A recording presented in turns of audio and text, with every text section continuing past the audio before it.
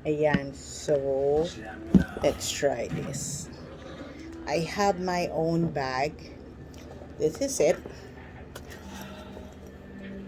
So, isa lang siya para organize. Para whenever I want to go out or whenever I'll be going somewhere, I'll just get that. So, after i-wash natin yung face,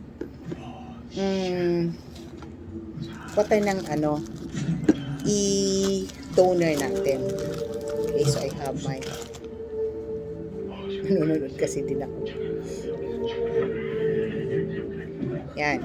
So, gawa tayo niyan. Kasi hindi pa masyadong malinis. Kahit na nag-wash tayo ng face, yung face hindi pa rin na lilinis ng gusto ang mukha natin. So, we still have dirt on our face. Okay? Super. And ang washing pala, it's not just the face, but up to your neck, nape, everything. So, kasi dapat ang this area hanggang sa face, pareho lang. Okay. Ayan. So, kita nyo ang hindi ko alam yung mga dead skin yan.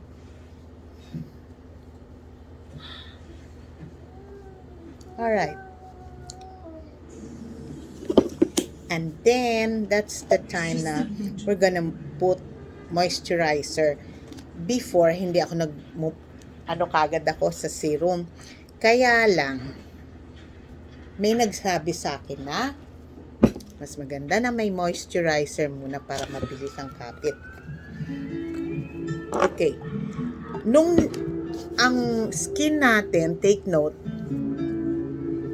nung nasa Amerika ako, ang ginagamit ko is Olay. And nakaano naman yun, okay naman. Dito pa lang gumagamit na ako. Okay naman, kaya lang sobrang humid nung napuntahan naming lugar. So parang hindi na siya hindi na bagay ang Olay doon. So nag-iba ako. So ayan, naglagay na akin moisturizer. Now, if you're going out, pwede kayong gumamit ng daytime serum. Ito bigay ng anak ko. The Women of, yata to? Ang tatak. Of Gosyong ba yun? Ewan ko. So, sabi ko nga, Olay before ang ginagamit ko. Pero, I think this is better. Kasi, pagka napatagal yung gamit mo ng Olay, parang wala nang nangyayari. Ano yun? So, one drop,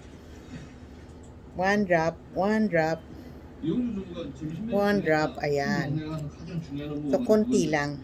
And then, yung nakikita nyo na ginagano nila talaga, para dumiin. Kasi yung serum, yun yung parang may ginagawa sa ating skin.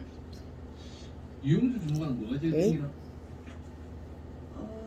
한국냉면 어떠세요? 아무래도 50년 전통이니까. konti lang, hindi pwedeng. Actually, dalawa hanggang 3 drops lang.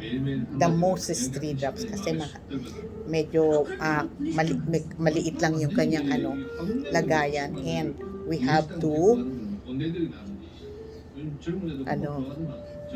konti lang talaga. Masyadong baka mahal ang makuha ninyo. Ayan. So, wala na. Gagawin nyo, tapat kayo sa electric fan or basta i-dry nyo. Fan. Gumamit kayo ng fan. Ayan. Pag dry na, okay? Pag dry na siya, kasi malalaman nyo naman kasi malagkit siya. Okay? Pag wala na, moisturizer ulit.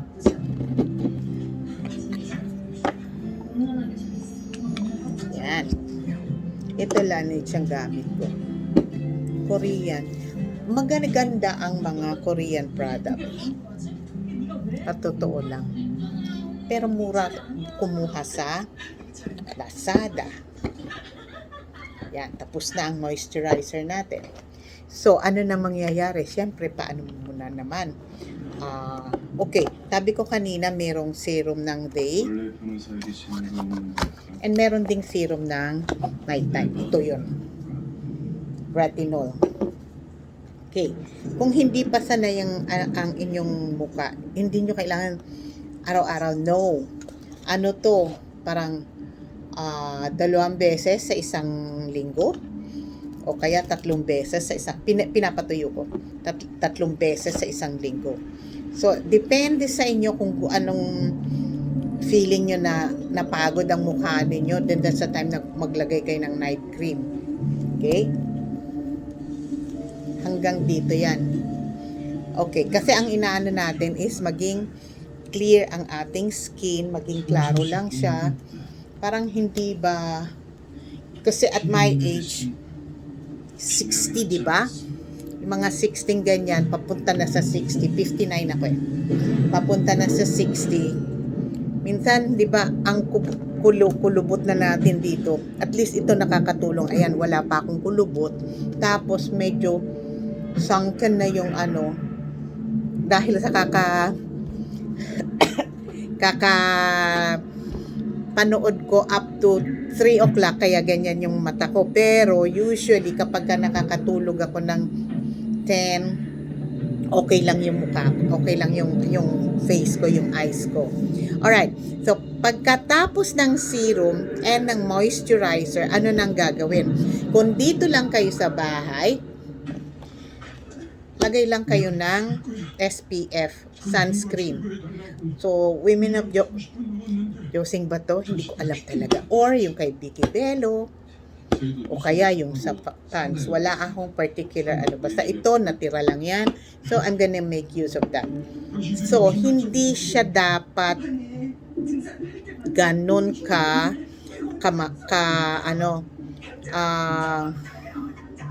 mahal ang inyong gagamitin, okay? At saka yung nangyayari sa ilaw namin. Okay. So ganito lang why? Konti lang. Or maganda kasi to dahil hindi siya masyadong, alam niyo yung maputi. Tingnan niyo ang nangyayari sa ilaw. Ewan ko paano nangyayari sa kanya. See? Kakatakot ka naman. So, kahit marami ka ilalagay, pero syempre hindi kayo maraming ilalagay. Pero dapat lang na maglagay kayo dahil sa tindi ng araw. Diyan nagkakaroon yung, sabi nga ng mga doktor, ng dermatologist, diyan nangyayari na maraming mga pekas ang muka. So, hindi pwedeng aalis tayo nang wala tayong sunscreen. Sobra ng tindi ng araw ngayon. So, hindi dapat mawawala ito. Generous kung po pwede. Total, hindi naman siya halata. Yan lang. Okay, so you can, ayaw mo ng iba, ayaw mo ng makeup, that's it. Sunscreen will do. And then afterwards, sabi ko nga, mag-ano ka lang, ipapa-dry mo. But, if you want to put up some makeup, dry mo muna siya. Okay? Ayan. See, usually ako ito lang. Tapos, lipstick. Wala na. Kasi microblading na ako nung ano ba yun? Nung nag-sale sila, 50% discount. Okay. So, okay na siya. So, you just do this. Ayan, naglagay na ako ng parang concealer dun sa mata.